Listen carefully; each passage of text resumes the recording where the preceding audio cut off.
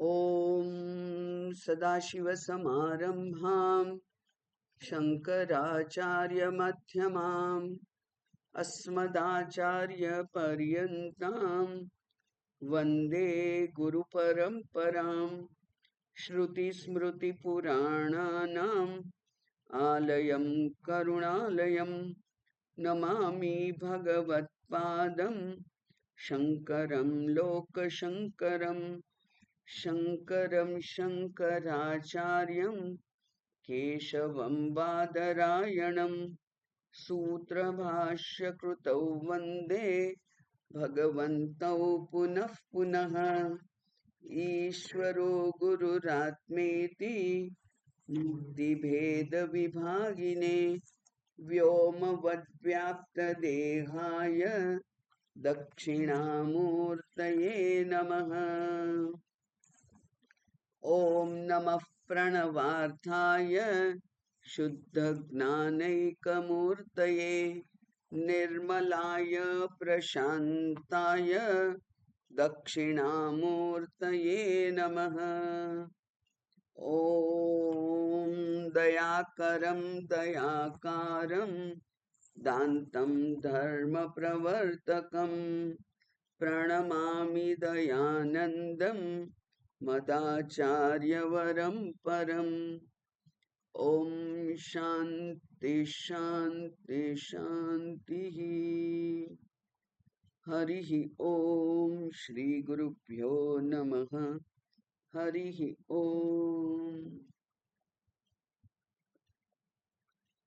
ॐ भद्रं कर्णेभिः शृणुयाम देवाः भद्रं पश्येमाक्षभिर्यजत्राः स्थिरैरङ्गैस्तुष्टुवागुंसस्तनूभिः व्यशेम देवहितैर्यदायुः स्वस्ति न इन्द्रो वृद्धश्रवाः स्वस्ति नः पूषा विश्ववेदाः स्वस्ति नस्तार्क्ष्यो अरिष्टनेमिः स्वस्ति नो बृहस्पतिर्दधातु।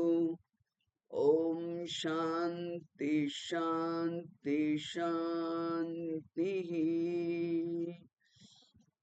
ॐ ગઈ વખતે આપણે આ શાંતિ મંત્રનો અર્થ જોયેલો અને એ શાંતિ મંત્ર બહુ પ્રસિદ્ધ પણ છે, કારણ કે એમાં સાધકની બહુ વિનમ્ર એવી પ્રાર્થના છે કે હે પરમાત્મા, આ શ્રવણેન્દ્રિયથી જે કંઈ સંભળાય તે મને કલ્યાણ કરનાર હોય, એટલે માત્ર કલ્યાણ કરનાર એવા શબ્દોને જ હું સાંભળું. એનો અર્થ કે પ્રપંચમાં મારું શ્રવણ જાય નહીં, માત્ર શાસ્ત્ર, ગુરુ શબ્દો અને સત્સંગ એ જ જે કલ્યાણ કરનાર છે એ જ હું આ કાન દ્વારા સાંભળું. એટલે કે જે કર્ણેન્દ્રિય છે એનો એકમાત્ર શ્રેષ્ઠ ઉપયોગ આ જ છે, બાકી બધું કંઈ સાંભળવા જેવું નથી. એવું જે છે એ હે પ્રભુ, હું કલ્યાણપ્રદ શબ્દો સાંભળું. પછી ભદ્રમ પશ્યેમ અક્ષભિઃ યજત્રાઃ, યજ્ઞ કરનારનું જે રક્ષણ કરે છે. યજ્ઞ એટલે અહીંયા સમગ્ર દેહમાં પણ યજ્ઞ જ ચાલે છે, સમગ્ર સૃષ્ટિમાં પણ યજ્ઞ જ ચાલે છે.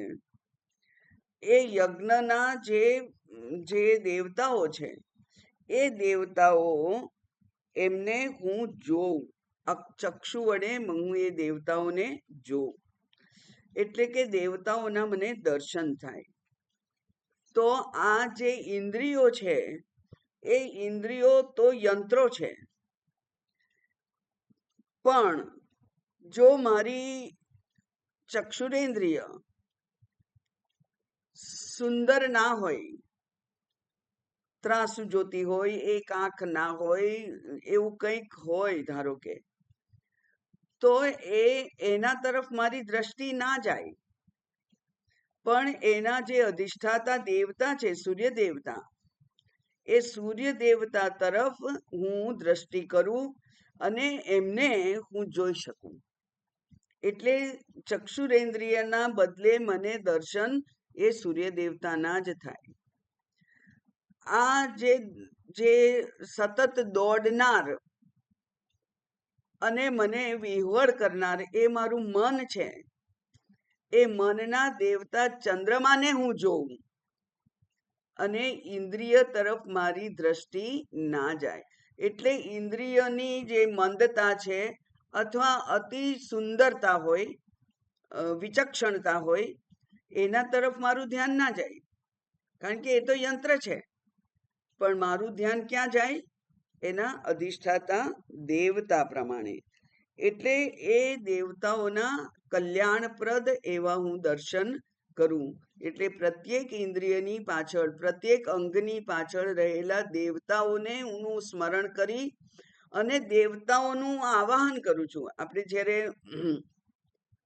પૂજા માટે ન્યાસ કરીએ છીએ ત્યારે શું કરીએ છીએ કે બધા જ દેવતાઓને પોતપોતાના સ્થાન ઉપર આવવા માટે આવાહન કરીએ છીએ કે હે સૂર્ય દેવતા મારી ચક્ષુરેન્દ્રિયમાં આવો, હે ઇન્દ્ર મારા બાહુમાં આવો, હે વિષ્ણુ મારા પાદમાં આવો.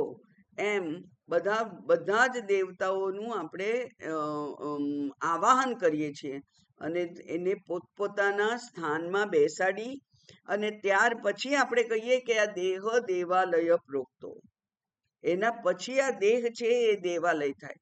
કારણ કે એ દેવાલયમાં પણ બધા અનેક દેવો હોય. એ અનેક દેવો પોતપોતાના સ્થાનમાં રહી અને આ અંગના અને એની જે કાર્ય કુશળતા છે એમાં એ દેવતાઓનો અનુગ્રહ પ્રાપ્ત થાય.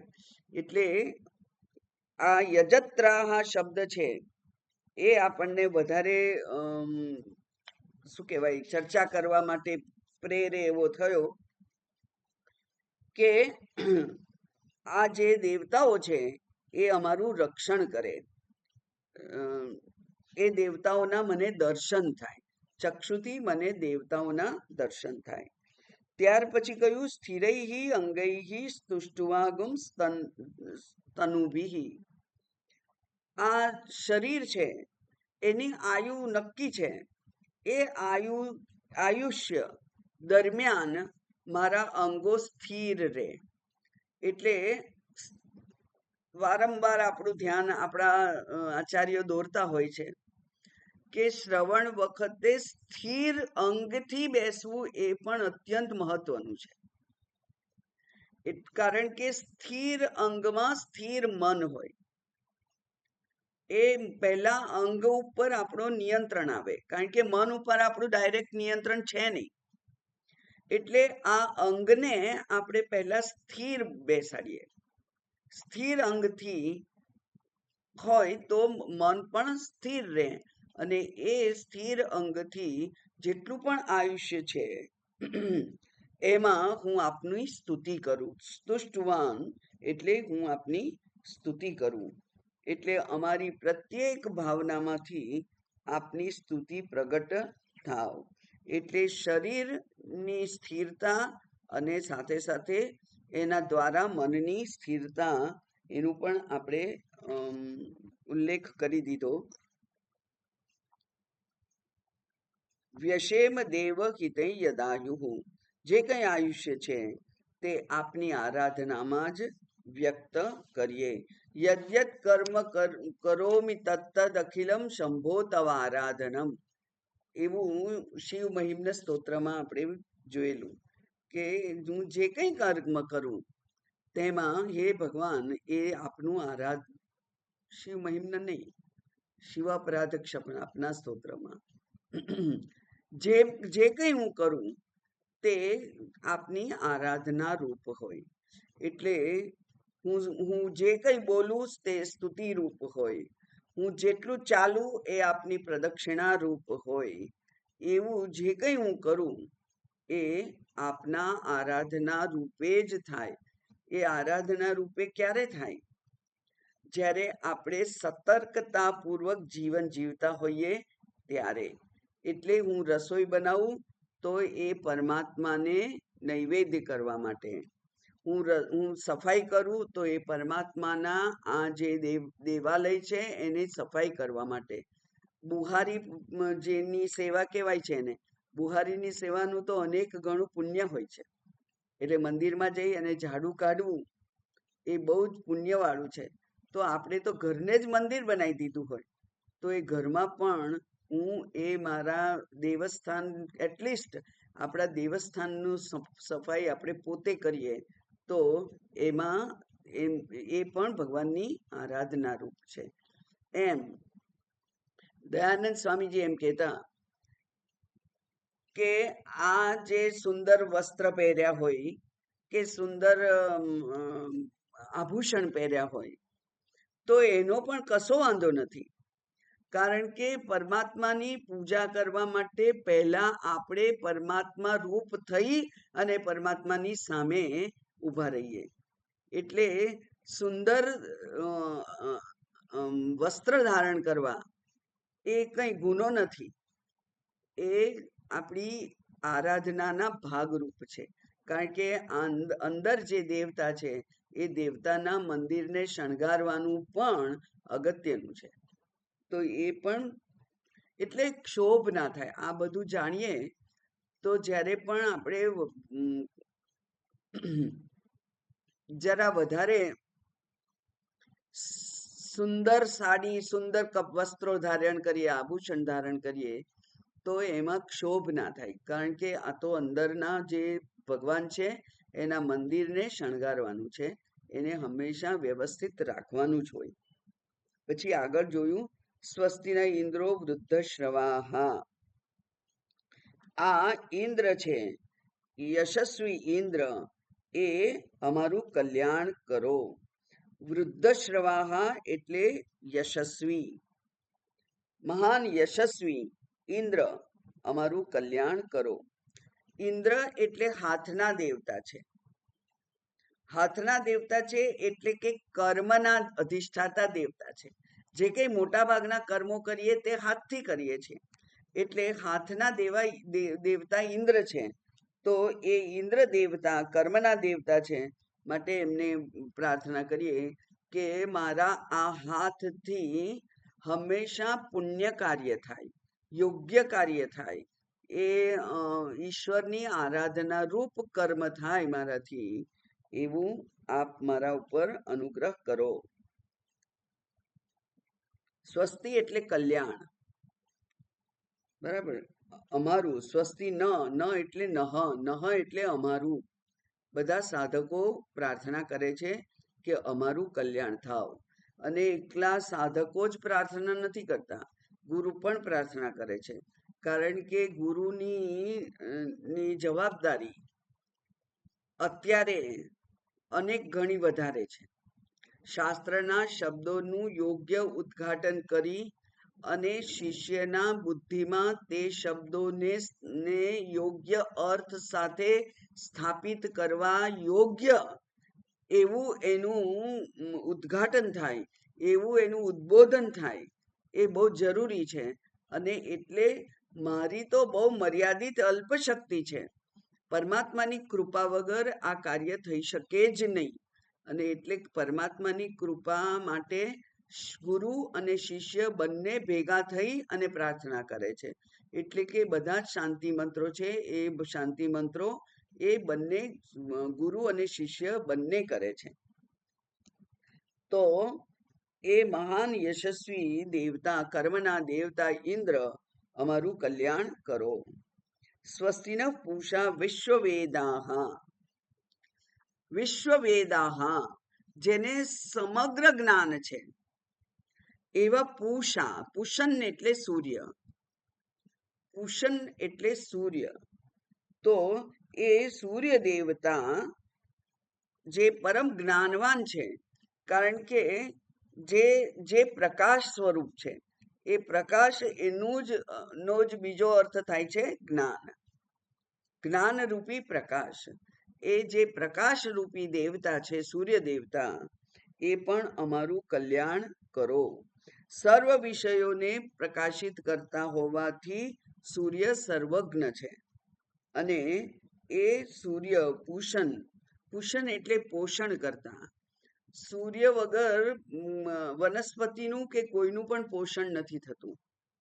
એટલે બધાને ખબર હશે જ કે આ પાશ્ચાત્ય દેશોમાં, કેટલાક દેશોમાં જ્યાં સૂર્યના દર્શન બહુ ઓછા થાય છે, ત્યાં ડિપ્રેશનના વગેરે કેસીસ બહુ વધારે હોય.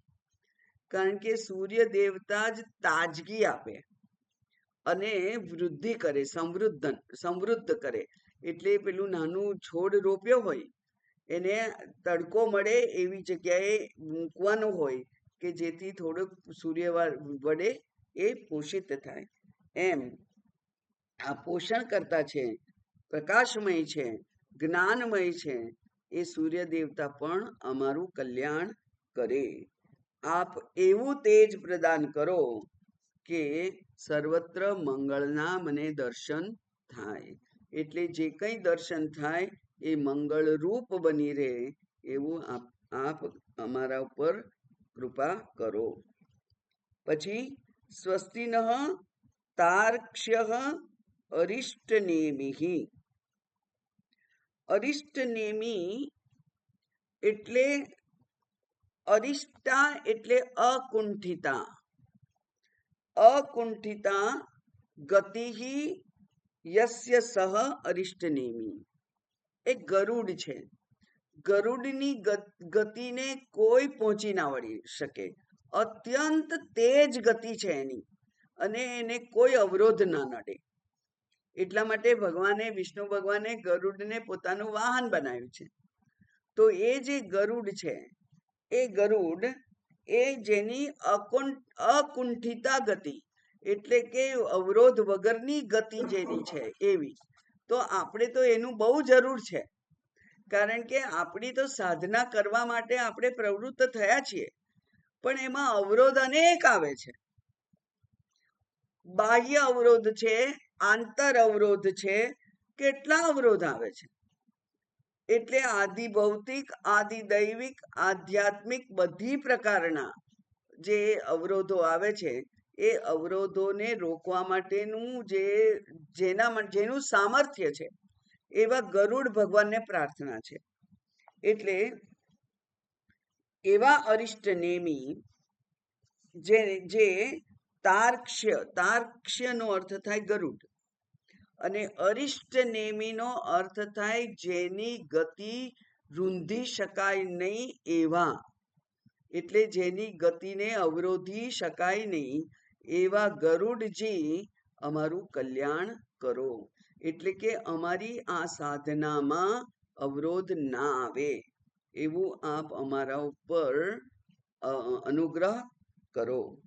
તો મેં કહ્યું, તું એક વખત કહ્યું તું તમને, કદાચ ફરી કઈ નહીં રિપીટ થાય તો વાંધો નથી. આ જે વેદાંતનો સાધક છે ને, એના સાધનામાં અનેક વિઘ્નો આવે જ એવું અનેક પરંપરાના આચાર્યોએ કહ્યું છે. એવું એટલા માટે થાય છે, કહેવાય છે કે પેલા જે કર્મના દેવતાઓ છે, જે યજ્ઞના દેવતાઓ છે, એ યજ્ઞના દેવતાઓનું પોષણ તો યજ્ઞમાં આહુતિ આપીએ ત્યારે જ થાય છે. જેવી રીતે પિતૃઓને જ્યારે એમના વારસદારો એમને જ તર્પણ કરે ત્યારે જે તૃપ્ત થાય છે, નહીં તો એમને ભૂખે મરવું પડે છે. એ જ પ્રમાણે દેવતાઓને પણ એમના જે યજમાન હોય, ભક્ત હોય, એ આહુતિ આપે ત્યારે જ એમને પોષણ મળે છે. એટલે દેવતાઓને પોષણ મેળવવા માટેનો પછી આગ્રહ થાય છે, અને એ આગ્રહ થાય છે એટલે પોતાના યજમાનોમાંનો એક પણ ઓછો થાય એવું એમને ગમતું હોતું નથી. એટલે એ દેવતાઓ જે વેદાંતનો સાધક છે, જે પછી જેમ જેમ પરિપક્વ થતો જાય એમ એમ પૂજા વગેરે કર્મથી એ વિમુખ બની જાય છે. અહમ બ્રહ્માસ્મિ કે તો પછી એને ક્યાં પૂજા કરવાની રહે, એને ક્યાં યજ્ઞ કરવાનો રહે, એને ક્યાં કોઈ પણ દેવતાઓને તુષ્ટિ કરવા માટે કંઈ પણ કરવું પડે? એવું કંઈ ના કરવું પડે. ના એને ધૂપ દીપ નૈવેદ્ય કંઈ ના કરવું પડે. જે અદ્વૈતનો સાધક છે એને તો અહંકારને નિશેષ બનાવવાનો છે, અને કોઈ પણ કર્મ કરવા માટે અહંકાર જરૂરી છે. એટલે બે પ્રકારના બે વિરુદ્ધ વર્તન એક જ વ્યક્તિ કરે ત્યારે એની બેમાંથી એકેયમાં નિષ્ઠા થતી નથી. બહુ મહત્વનો મુદ્દો છે. આપણે એટલે કે મારા તમારા માટે અત્યારે એ નથી, પણ એને જાણવો જોઈએ કે જો આપણે અદ્વૈતની સાધના કરીએ તો દ્વૈત રૂપે ભક્તિ કરવી એ અદ્વૈતની સાધનાના માટેનો અવરોધ કહેવાય. કારણ કે એક વખત હું એને ભગવાન બનાવું અને હું ભક્ત બની જાઉં, અને પછી બીજા જ્યારે પુસ્તક વાંચવા માંડું, ઉપનિષદ વાંચવા માંડું, ત્યારે હું એમ કહું કે હું તો અકર્તા છું. એટલે હું કર્તા પણ બનવાનું અને અકર્તા કહેવાનું, એ બે સાથે ના બની શકે. અને એટલે જ મોટા ભાગના લોકો હજુ જ્યાં સુધી બહુ કુમળી ઉંમરે આ વેદાંતનું શ્રવણ કરી અને ગુરુ શાસ્ત્રના શબ્દોમાં જ માત્ર શ્રદ્ધા હોય, એ પછી અદ્વૈતનું અધ્યયન કરતા કરતા આ પૂજા વગેરેને ક્યારે છૂટી જાય એને પોતાને ખબર ના પડે.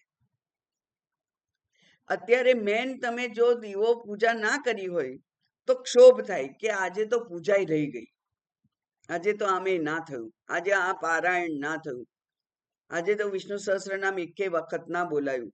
આ બધું આપણા મનમાં કેમ આવે છે? કારણ કે લાંબા સમયનો અભ્યાસ છે એનો, અને એનાથી પુણ્ય પ્રાપ્ત કરી અને એ પુણ્ય માર્ગે આ અધ્યયન માટેની સાનુકૂળતા ઊભી કરવાનું એક આપણું લક્ષ્ય છે. એટલા માટે એ પૂજા વગેરે છૂટતા નથી. અને અદ્વૈતમાં દ્રઢ નિષ્ઠા થતી નથી, કારણ કે હંમેશા આખું જીવન આપણે બે વિરુદ્ધ વ્યવહાર કરીએ છીએ. એટલે કે તમારા માટે નથી, પણ સંન્યાસી માટે તો એવું શાસ્ત્ર અનુમતિ આપે છે કે એને પૂજા કરવાની હોય નહીં. પૂજામાંથી એની નિવૃત્તિ છે. પૂજા હોય, યજ્ઞ હોય કે પછી લૌકિક કર્મ હોય, એ કોઈ રીતે એ કરવા માટે એ બંધાયેલો નથી. એ કરે તો પોતાના આનંદને વ્યક્ત કરવા માટે કરે, અંદરથી એવું સમજીને કે જેની હું પૂજા કરું છું તે હું છું,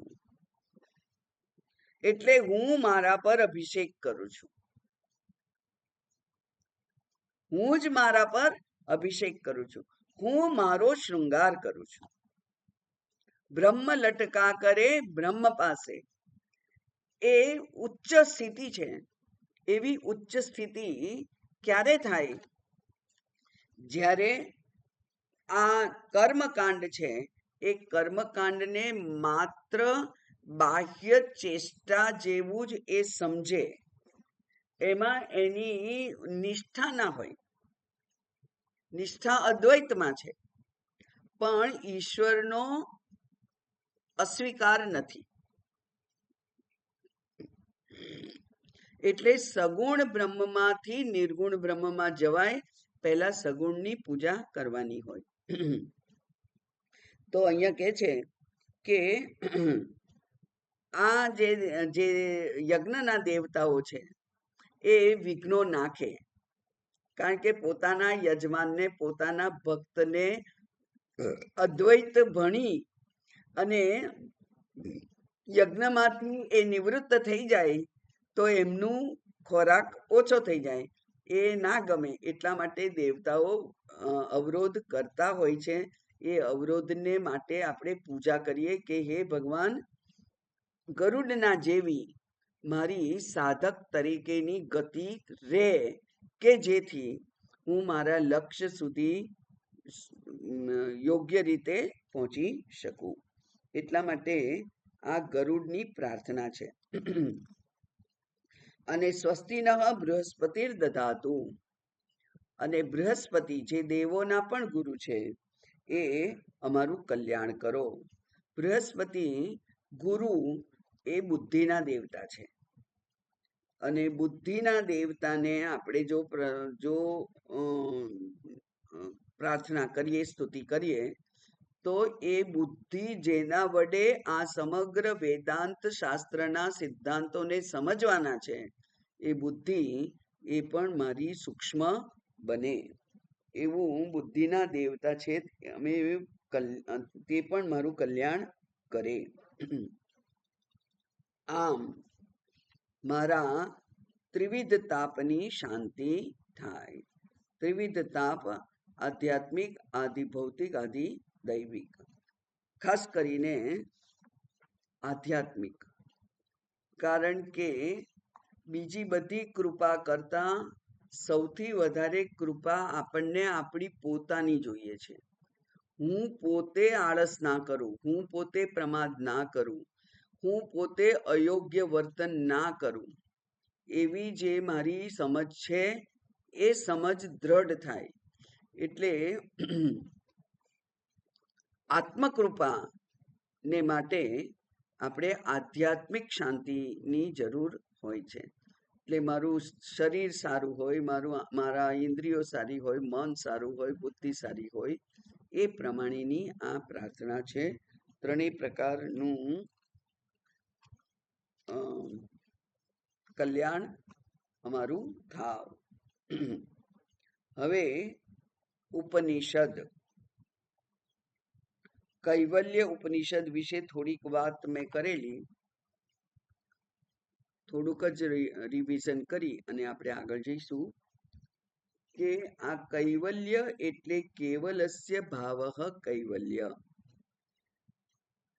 કેવળ આત્મભાવ. કેવળ, આપણે કેવળ ક્યારે કહીએ? એક જ વસ્તુ હોય ત્યારે કેવળ કહેવાય. તો એ કૈવલ્યસ્ય ભાવઃ કેવલ, કેવલ કૈવલ્ય. તો એ કૈવલ્ય એ માત્ર અદ્વૈતના મને દર્શન થાય, દ્વૈતના દર્શનમાંથી મારી નિવૃત્તિ થાય અને મને માત્ર અદ્વૈતના દર્શન થાય, એવી જે મારી સ્થિતિ છે એ કૈવલ્ય ઉપનિષદ છે. અને આ ઉપનિષદની વ્યાખ્યા કરી હતી મેં. ઉપની અને સદલરૂ ધાતુ, અને સદલરૂ ધાતુના ત્રણ એના અર્થ છે. ગતિ વિશરણ અવસાદનમ. ગતિ એટલે મારી પ્રગતિ થાય. અહીંયા ક્યાંય જવાનું નથી, જે જાણવાનું છે એ મારું સ્વરૂપ છે. એટલે કે અહીંયા વિષય બહાર નથી, subject itself is object. Subject object same છે. અને આપણું ઓરિએન્ટેશન હંમેશા એવું છે કે ઓબ્જેક્ટ હંમેશા બહાર હોય. એટલે જો આપણે આત્માને શોધવાનો છે, ખોવાઈ ગયો છે, શોધવાનો છે, તો બહાર જ નજર જાય. જેમ પેલો 10મો છોકરો ખોવાઈ ગયો અને એમ લાગ્યું કે આ તો ખોવાઈ ગયો છે, તો પછી એને શોધવા માટેની પ્રક્રિયા થાય, એ માટે પ્રયત્ન થાય અને વિહવળ થઈ જાય. કારણ કે બહાર તો ખોવાઈ ગયેલી વસ્તુ મળે તો મળે, ના મળે. તો એ જે વિહવળતા છે એ જ્યાં સુધી બહાર શોધવાનું છે ત્યાં સુધી રહેવાની છે.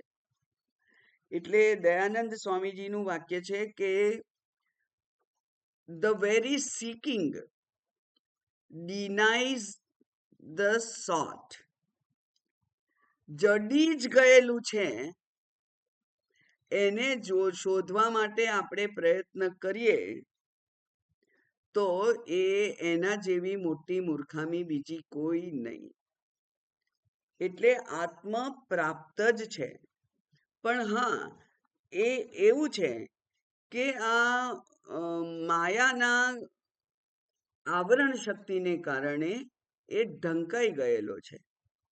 એ માત્ર અનાવૃત કરવાનો છે એને. એટલે આવૃત થઈ ગયેલો છે, એને અનાવૃત કરવાનો છે, એટલું જ કામ કરવાનું છે. એટલે સામાન્ય રીતે જે શોધની પ્રક્રિયા હોય એના કરતા જુદી પ્રક્રિયા અહીંયા હોય. એટલા માટે આ વિશેષ વિષય છે અને એટલા માટે વિશેષ શાસ્ત્ર છે અને એના માટેના વિશેષ આચાર્ય છે જે હું જ છું એને મને બતાવે.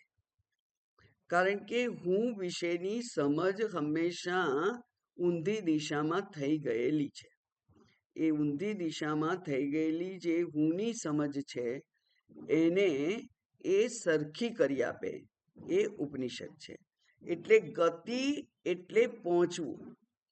અને અહીંયા ગતિ એટલે દેશ કાળની ગતિ નથી, માત્ર એ આવૃત થઈ ગયેલું છે એને અનાવૃત કરવાની એક જ ક્રિયા અહીંયા કરવાની છે અને એ જ્ઞાન દ્વારા અજ્ઞાનની નિવૃત્તિ.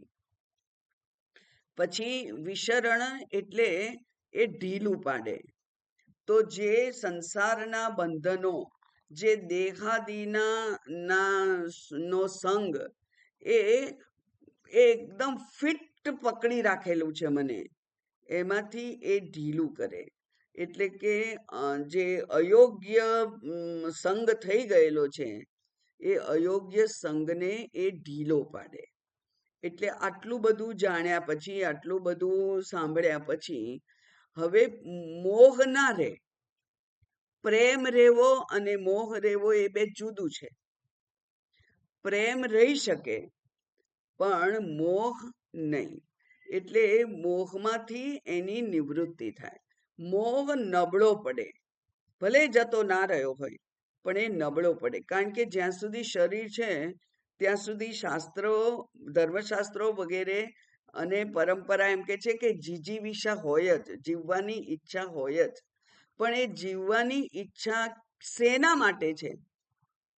જેમ કે હું ધંધો કરું તો એનાથી મારે ધન કમાવું છે અને ધન કમાઈ અને મારે સુખ અને સગવડ સલામતી પ્રાપ્ત કરવા છે.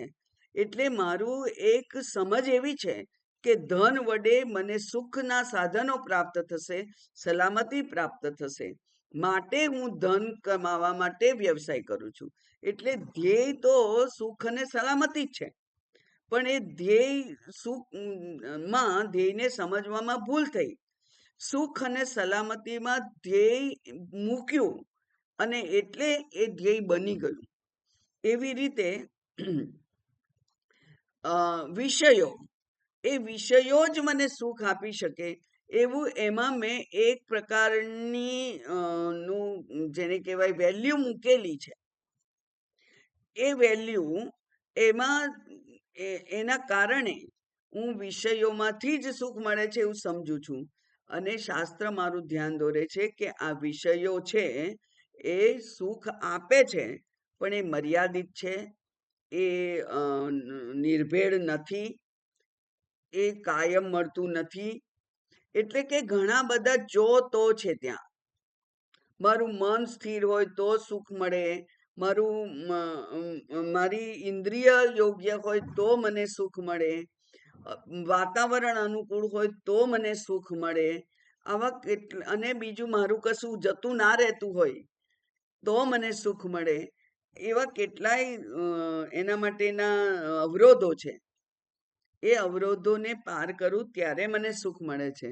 જ્યારે બીજું જે સુખ છે એ તો તમને કંઈ ખર્ચ્યા વગર મળે છે.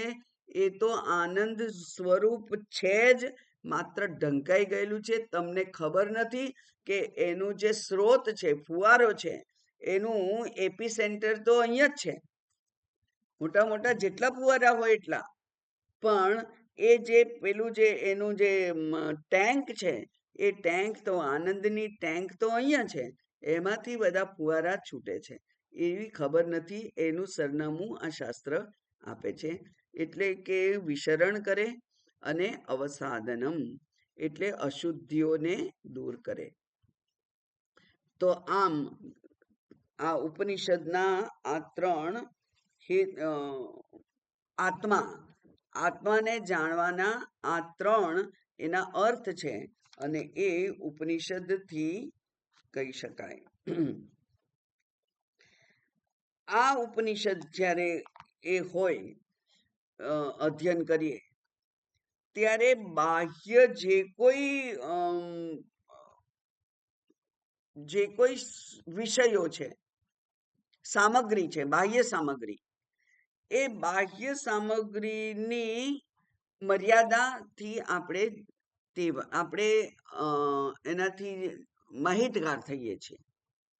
બાહ્ય જે સામગ્રી છે એ બાહ્ય સામગ્રીની મર્યાદાઓથી આપણને માહિતી મળે છે, અને એ જે માહિતી આપે છે એ દર્શનનું નામ છે વેદાંત દર્શન. એનું જ નામ છે ઉપનિષદ.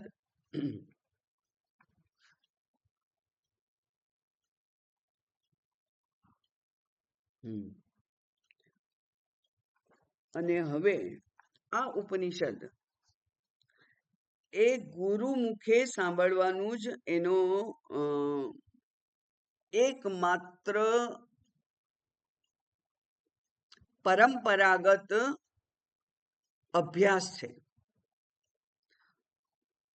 કે ઉપનિષદનું શાસ્ત્ર છે, પંડિતાઃ અપી સ્વાતંત્ર્યેણ સ્વાધ્યાય ન કુર્યાત, એવું કહ્યું છે શંકરાચાર્યજીએ.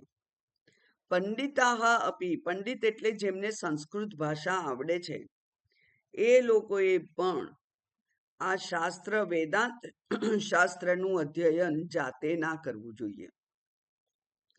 કારણ કે વેદાંત શાસ્ત્રનો વિષય અત્યંત વિશેષ છે, અને એને ઉદ્ઘાટિત કરવાની પ્રક્રિયા પણ વિશેષ છે, જે આચાર્યને પરંપરાના ગુરુઓથી પ્રાપ્ત થઈ છે. એટલા માટે એનું અધ્યયન ગુરુની મુખે જ થવું જોઈએ એવું કહે છે.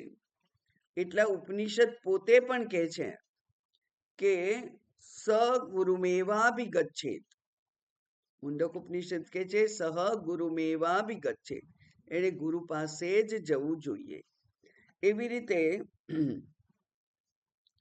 અર્જુન શાસ્ત્રને જાણતો હતો, ધર્મશાસ્ત્ર, નીતિશાસ્ત્ર,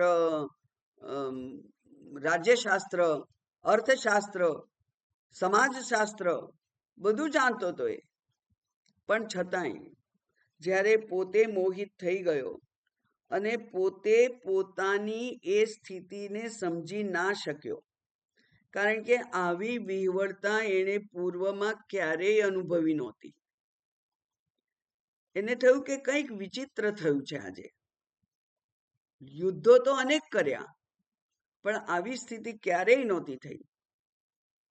અને ત્યારે એણે પોતાનામાં શિષ્યત્વનો સ્વીકાર કર્યો અને ગુરુને પ્રાર્થના કરી કે તમે ગુરુ છો, હું તમને ગુરુ પદે મૂકું છું, અને તમે મને ઉપદેશ કરો. એટલે શિષ્યસ્તેહમ સાધિમામ ત્વામ પ્રપન્નમ, આપને શરણે આવેલો છું અને આપ મને ઉપદેશ કરો, એવું એણે કહ્યું. ત્યારે કૃષ્ણ ભગવાન જે એના સખા હતા, એના ભાઈ હતા, એના સારથી બનેલા, એના હિતેચ્છુ હતા, મિત્ર જેવા હતા, પણ એમણે પોતાનામાં ગુરુત્વનું આવાહન કર્યું અને પોતે ગુરુ બની ગયા. થોડીક વાર માટે પોતે અર્જુનના ગુરુ બની ગયા. એટલે ઊભા છે બંને પોતપોતાના સ્થાનમાં. પેલો સારથી છે અને પેલો અર્જુન તો માલિક છે, રથ માલિક છે, એટલે ડ્રાઈવર છે અને માલિક છે. પણ જ્યારે માલિક ગૂંચવાઈ ગયો અને એણે કહ્યું કે તમે મારા ગુરુ, ત્યારે સારથીની સ્થાનમાં ઉભેલા કૃષ્ણ ભગવાને પણ પોતાનામાં ગુરુત્વનું આવાહન કર્યું. અર્જુને શિષ્યત્વ સ્વીકાર્યું અને ત્યારે ઉપદેશ થયો અને એ જે આત્મતત્વ છે એનું ત્યાં ઉદ્ઘાટન થયું. એવી રીતે અહીંયા પણ એવું જ છે. ઉપનિષદની શરૂઆત કરીએ ત્યારે પહેલો મંત્ર જોઈએ આપણે.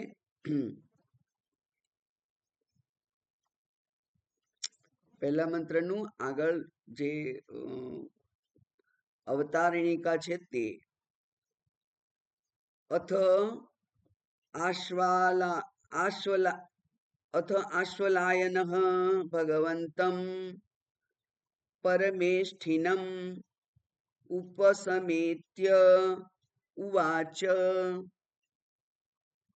અથ આશ્વલાયનઃ ભગવન્तं પરમેષ્ઠિનમ ઉપસમેત્ય ઉવાચ. આ ઉપનિષદમાં અન્ય કેટલાક ઉપનિષદોમાં જેવી રીતે આખ્યાયિકા હોય છે એવી રીતે અહીંયા પણ આખ્યાયિકા શરૂ થઈ. આખ્યાયિકાનો અર્થ માત્ર વાર્તા એવું નહીં, પણ આખ્યાયિકા એટલે બે વ્યક્તિ વચ્ચેનો સંવાદ. બે વ્યક્તિ જ્યારે વાતચીત કરે ત્યારે કેટલીક વખત એવું હોય છે કે એ ચડસા-ચડસી થતી હોય. મારું વચન સાચું, એની સામે બીજો બોલે મારું સાચું, પછી ફરી આ બોલે મારું સાચું, એને વાદ કહેવાય. પછી કેટલીક વખત કોઈક વ્યક્તિ પોતાનો જ કક્કો ખરો કરવા માટે જે આર્ગ્યુમેન્ટ કરે, જે વિવાદ કરે, એને વિવાદ કહેવાય છે, જલ્પ કહેવાય છે. પણ જ્યારે યોગ્ય સાધ્યની પ્રાપ્તિ માટે ગુરુ અને શિષ્ય વચ્ચે વાતચીત થાય ત્યારે એને સંવાદ કહેવાય છે. એટલે વાતચીત તો એ બે જણ કરે છે, પણ કેવી રીતે કરે છે? સારી રીતે. એટલે કે એક જેણે ગુરુપદ સ્વીકાર્યું છે તેના શબ્દોને જેણે શિષ્યપદ સ્વીકાર્યું છે તે બહુ એકાગ્રતાથી અને આદરપૂર્વક સાંભળે છે. પોતાની બુદ્ધિને ત્યાં એ વચમાં આવવા દેતો નથી.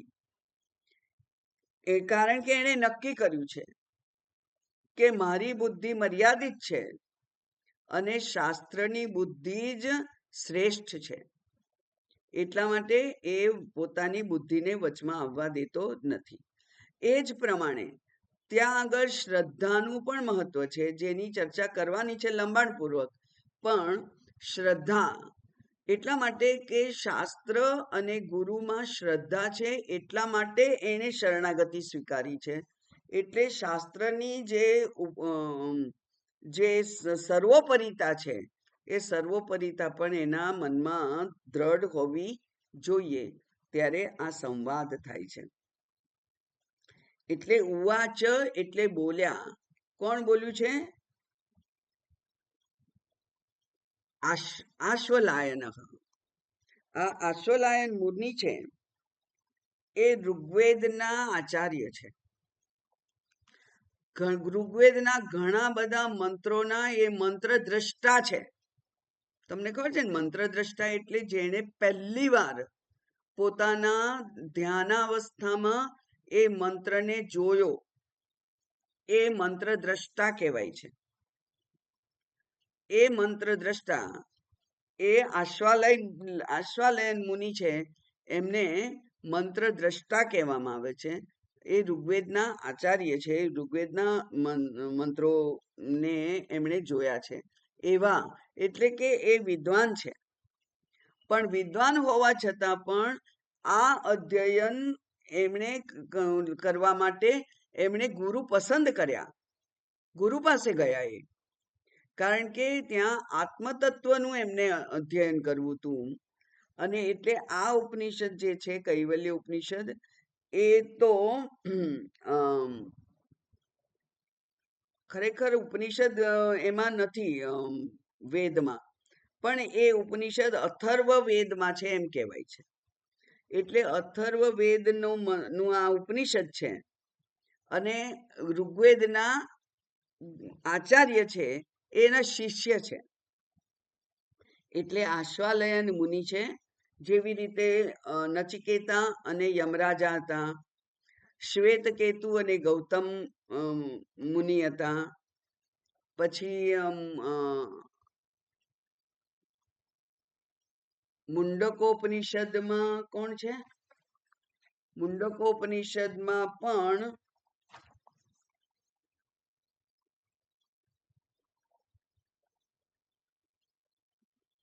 મુંડકોપનિષદના કોણ ગુરુ શિષ્ય, નામ ભૂલી ગયું, તો જવા દો, પછી ફરી યાદ આવશે ત્યારે. તો અહીંયા એ ગુરુ શિષ્યના નામ છે. કેનોપનિષદમાં નામ નથી. પ્રશ્નોપનિષદના પિપ્પલાદ છે એ ગુરુ છે, અને બાકીના 6 શિષ્યો છે. તો એવી રીતે કેટલીક વખત નામ આપેલા હોય છે, કેટલીક વખત નથી. અહીંયા નામ આપેલા છે. આશ્વાલયન એ શિષ્ય છે. હવે અથ શબ્દ છે. આ અથ શબ્દ છે એ મંગળવાચક પણ છે. એટલે આપણે પેલું શ્લોક બોલતા હતા પહેલા, કે ઓમકારશ્ચાથ શબ્દશ્ચ દ્વાવૈતો બ્રહ્મણો મુખા. બરાબર, બ્રહ્માજીના મુખમાંથી જે પહેલા 2 શબ્દ નીકળેલા એ છે ઓમ અને અથ. તો એ ઓમ અને અથમાંનો એક છે અહીંયા, એટલે કે અથ શબ્દ મંગળવાચક છે. બીજું, અથ શબ્દ જ્યારે શરૂઆત કરવાની હોય ત્યારે પણ વપરાય છે, શરૂઆત માટે પણ વપરાય છે. અથ સ્નાનમ એવું આપણે કહેતા હોઈએ છીએ, બરાબર. પછી અથ અર્ઘ્યમ, અથ પાદ્યમ. અથ શબ્દ શરૂઆત માટે, એટલે કે હવે હું આપને પાદ્ય આપું છું, હવે હું આપને અર્ઘ્ય આપું છું, તો અથ શબ્દ શરૂઆત માટે પણ વપરાય છે. એવી જ રીતે અથાતો બ્રહ્મ જિજ્ઞાસા, પહેલું બ્રહ્મસૂત્ર છે તે, તો ત્યાં પણ અથ શબ્દ છે. અને એ અથ શબ્દનો અર્થ થાય કે આગળ જે કરવાનું હતું તે મેં કરી લીધેલું છે. બરાબર, આગળ જે કરવાનું હતું એ મેં કરી લીધું છે. એટલે અહીંયા ટીકાકાર કહે છે કે સાધન ચતુષ્ટય સંપત્તિ અનંતરમ, સાધન ચતુષ્ટય સંપત્તિ અનંતરમ અથ. હવે એટલે કે સાધન ચતુષ્ટય સંપત્તિથી સંપન્ન હું છું હવે. એટલે વિવેક, વૈરાગ્ય, શમ, દમાદિ, ષટ સંપત્તિ અને મુમુક્ષુત્વમ એ મેં ધારણ કરેલું છે, મારામાં છે. એટલે હવે ઉપનિષદના શબ્દોને સમજવા માટે હું સામર્થ્યવાન બન્યો છું. કારણ કે વિવેક એટલે શું? આત્મ અનાત્મનો વિવેક. મારે આત્માને જાણવો હોય તો અનાત્મા તરફની મારી જે કઈ વૃત્તિ પ્રવૃત્તિ હોય એનું મારે નિવૃત્તિ તરફ એને લઈ જવી પડે. જે કંઈ જરૂરી હોય એનો હું ઉપયોગ કરું એ અનાત્મા છે એમ જાણીને એનો ઉપયોગ કરું. જે કંઈ સંબંધો છે એ શાશ્વત નથી, એ માત્ર અત્યારના આ જીવન પૂરતા જ છે, આ સમય પૂરતા જ છે, એ અનાત્મા છે, અંતવાન છે એવું જાણી અને હું એમાં મારું મન ઇન્વેસ્ટ કરું. એમ અનાત્માનો ધીરે ધીરે જેટલો બને એટલો વધુમાં વધુ નિષેધ કરી અને આત્મા તરફ જ જો મારી દ્રષ્ટિ કેન્દ્રિત થાય તો એ આત્મા મને સમજણ પડે. કારણ કે વેર વિખેર થઈ ગયેલું જે મન હોય એ આ આત્મતત્વને જાણવા માટે સામર્થ્યવાન રહેતું નથી. એટલે સમાહિત મન એમ કહેવાય છે.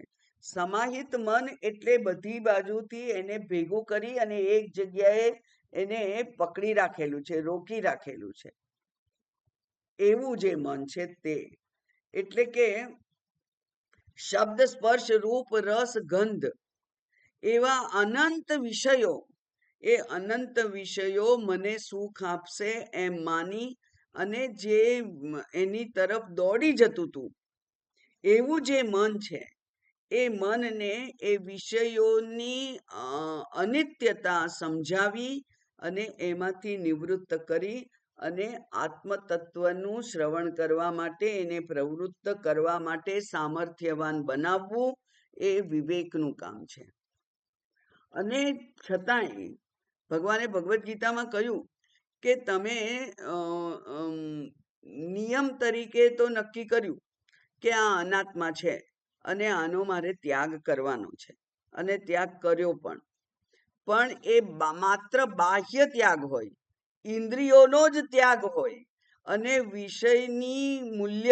વિષયની મૂલ્યતા એ મારા જો મનમાં ભરાઈ રહેલી હોય તો મન પાછું ત્યાં દોડી જવાનું છે.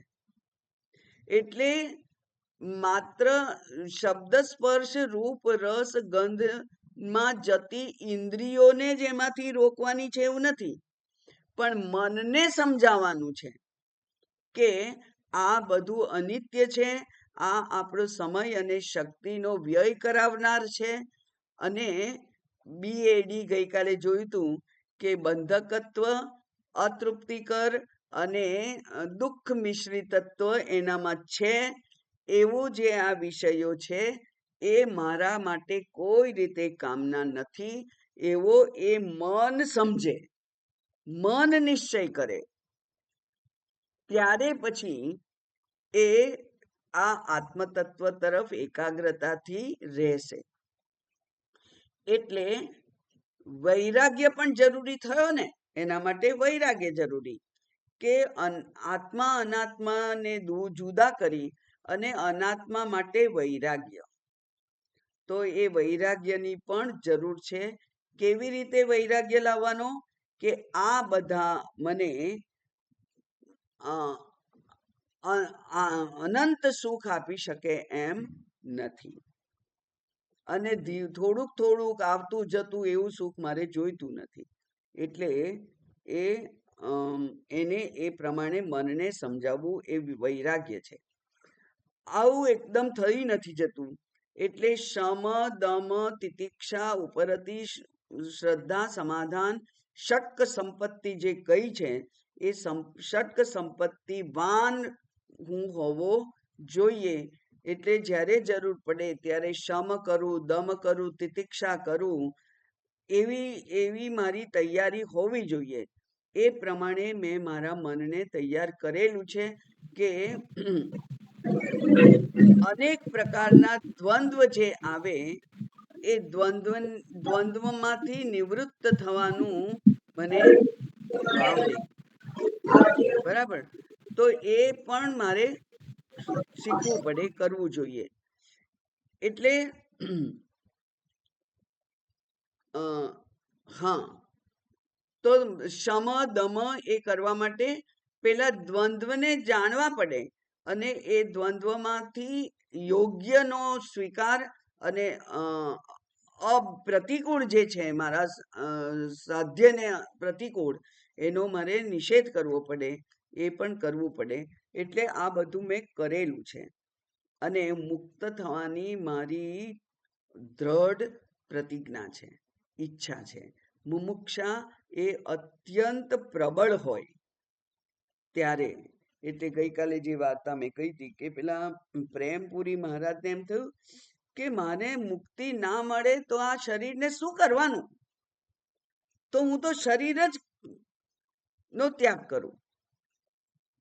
અને ત્યાં આટલી બધી જ્યારે વિહવળતા હોય, ઘણા બધા પ્રયત્નો કરવા છતાં પણ લાંબો સમય સુધી આ અદ્વૈતની સાધના કરવા છતાં પણ જ્યારે એ આત્મતત્વમાં નિશ્ચળતા ના પ્રાપ્ત થાય, ત્યારે વ્યક્તિ પોતાના શરીરને પણ પ્રેમ કરતો નથી. એને થાય મારે આ શરીર હવે શું કરવાનું છે, શું કામનું છે, કારણ કે આ શરીર એટલામાં એક જ કામ માટે મળ્યું છે, અને એ કામ છે મુક્ત થવાનું. એ જો હું ના કરી શકું, એટલે કે પોતે સંનિષ્ઠ પ્રયત્ન કર્યા હોય અને અંતે નાસીપાસ થઈ ગયા હોય, એવા લોકો હોય, તો એ પણ એને પછી અંતે આપણે જોયું હતું, આ તો આપણા કળિયુગનો 20મી સદીનો દાખલો છે. એટલે એમાં જોયું કે ત્યાં પણ પરમાત્માએ આવી અને એને મદદ કરી અને એને મુક્તિ, એટલે કે આત્મતત્વ સમજવા માટેની જે એક નાનકડી ગ્રંથિ રહી ગઈ હોય, એ ગ્રંથિનો ઉકેલ પેલા માતાજીએ લાવી દીધો, પેલા ડોસીમાએ, અને એને ગ્રંથિ મુક્ત થઈ ગયા. તો એ જે ચિજ્જડ ગ્રંથિ છે છૂટી ગઈ, ગાંઠ છૂટી ગઈ. માત્ર અહંકારથી જ ગાંઠ બને છે. અને જ્યાં સુધી આ શરીરમાં મમ ભાવ છે, ત્યાં સુધી અહંકાર સાવ નિર્મૂળ થતો નથી. કારણ કે મને ભૂખ લાગી છે, એ તો મારે કહેવું પડે કે નહીં? ત્યાં હું આવું ને, અને એટલે આ અહંકારને સાવ શરીરમાં જ રહી અને અહંકારને સાવ નિર્મૂળ કરવો, એ બહુ મોટામાં મોટી સાધના છે.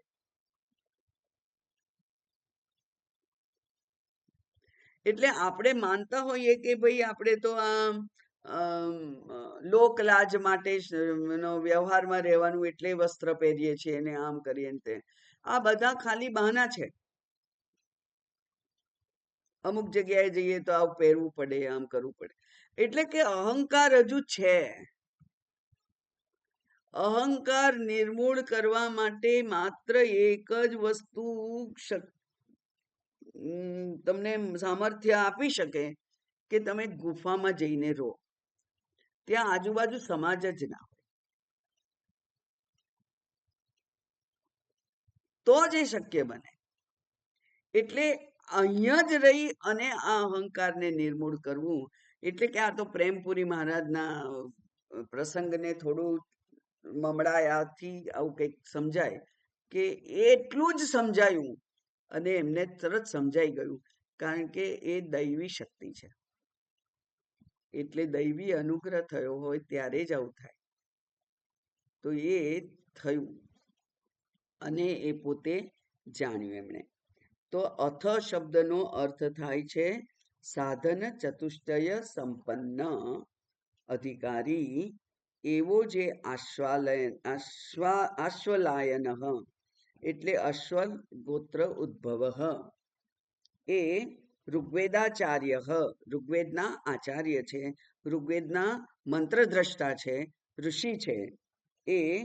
એમણે ભગવંતમ, એ કોણ છે તો કે છે પૂજાવંતમ, એ પૂજાને યોગ્ય એવા પરમેષ્ઠિનમ, પરમ ઈષ્ઠ, ઈષ્ઠ ધાતુ, ઈષ્ઠ ઉપસર્ગ પણ શ્રેષ્ઠ માટે વપરાય અને પરમ પણ શ્રેષ્ઠ માટે વપરાય. એટલે પરમેષ્ઠિન, એમાં બે સુપરલેટિવ ડિગ્રી વાપરી અને એમ બતાવ્યું કે આના કરતા શ્રેષ્ઠ એવો બીજો કોઈ નહીં. તો એ કોણ છે? તો એ કે છે કે એ બ્રહ્માજી છે. એ બ્રહ્માજી પાસે ગયા અને આચાર્યો એમ કે છે કે પોતાની જે સ્થિતિ છે, પોતાનું જે સ્ટેટસ છે, એક મંત્ર દ્રષ્ટા એવા આચાર્ય છે ઋગ્વેદના, એમણે ભણવા જવું હોય તો કોની પાસે જવું પડે? ભગવાન પાસે જ જવું પડે. એટલે બાકીના આ ભૂલોક અંતર્ગત કોઈ એવું ના હોય કે જેની પાસે એ શરણાગત થઈ અને અધ્યયન કરવા જઈ શકે. એટલે એમણે પોતાના ગુરુ તરીકે બ્રહ્માજીને જ પસંદ કર્યા અને બ્રહ્માજી પાસે એ ભણવા ગયા છે. તો બ્રહ્માજી પાસે પરમેષ્ઠિનમ એ ગયા. તો પરમેષ્ઠી બ્રહ્માજી કોણ છે? તો કે છે દક્ષ આદિ પ્રજાપતિનામ પિતામહ, દક્ષ વગેરેના પિતામહ એવા સર્વોત્કૃષ્ટ સ્થાન નિવાસમ, જેનું સર્વોત્કૃષ્ટ સ્થાન છે. એટલે કે બ્રહ્માજી એટલે આ જગત કરતા એવા બ્રહ્માજી. તો એમની પાસે ગયા અને કેવી રીતે? તો કે છે પરિસમેત્ય. પરિસમેત્ય એટલે પોતાનું બધું સમેટીને. શું કહ્યું છે? શાસ્ત્રીયેણ વિધિના, શાસ્ત્રીય વિધિથી. તો શાસ્ત્રીય વિધિ કઈ છે? સમિત પાણી, હાથમાં સૂકા લાકડા લઈને જવાનું. અને સૂકા લાકડા એ સિમ્બોલિક છે સૂકું મન, સૂકું હૃદય, લાગણીથી ભીંજાયેલું હૃદય નહીં, પણ જે હૃદયમાં બધી જ લાગણીઓ સુકાઈ ગઈ છે. એટલે માતા પિતા, પતિ પત્ની, પુત્ર, ગૃહ ઘર, સંપત્તિ વગેરે બધી જ લાગણીઓ જેની સુકાઈ ગઈ છે એવા સમિત પાણી શાસ્ત્રીય વિધિના સમીપમ આગત્ય, સમીપ આયા. એટલે હવે નક્કી થઈ ગયું કે ગુરુજીની સમીપ બેસવાથી જ આ જ્ઞાન પ્રાપ્ત થાય, એટલે કે દૂરદર્શનથી થાય નહીં. તો સમીપમ આગત્ય, એટલા માટે ઘણા બધા આશ્રમો ચાલે છે. તો એ બધા આશ્રમો આપણા જેવા જે બહુ દ્રઢ મુમુક્ષા ધરાવતા હોય એ ગુરુની પાસે રહેવા માટે એમને સગવડ મળે અને આ શાસ્ત્રનું અધ્યયન કરવાનું એમને મોકો મળે, એટલા માટે આશ્રમો પણ છે. એટલે કારણ કે આપણે જ્યાં છીએ ત્યાં જ રહીને ભણાય એવું કંઈ નહીં. એટલે એના માટે પહેલા તો જતું હતું અને તપોવન મહારાજે તો એવું જાણે કે નક્કી નિશ્ચય કરી લીધેલો કે જેને પણ આત્મતત્વ વિશે જાણવું હોય એ હિમાલયમાં આવે અને હિમાલયમાં જ અમે તો રહીશું. હિમાલયથી નીચે ઉતર્યા જ નથી.